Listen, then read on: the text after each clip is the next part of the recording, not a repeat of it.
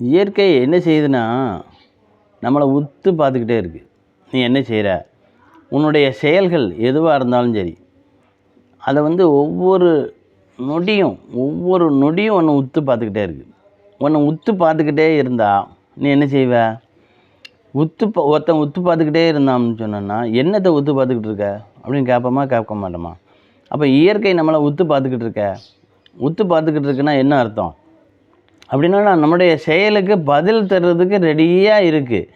நம்மளுடைய நற்செயலாக இருந்தாலும் சரி, துர்ச்செயலாக இருந்தாலும் சரி, எவ்வளோ இருட்டாக இருந்தாலும் சரி, எத்தனை மறைவு இருந்தாலும் சரி, நம்மளுக்கு எப்படி உணர்வுகள் ஏற்படுதோ அது வரைக்கும் இயற்கை நம்மளை உத்து பார்த்துக்கிட்டே இருக்குது.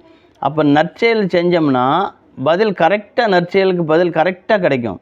துர்ச்செயல் செஞ்சோம்னா கண்டிப்பாக துர்ச்செயலுக்கும் உண்டான பதில் கண்டிப்பாக கிடைக்கும். இது தெரிஞ்சுக்கிறங்க.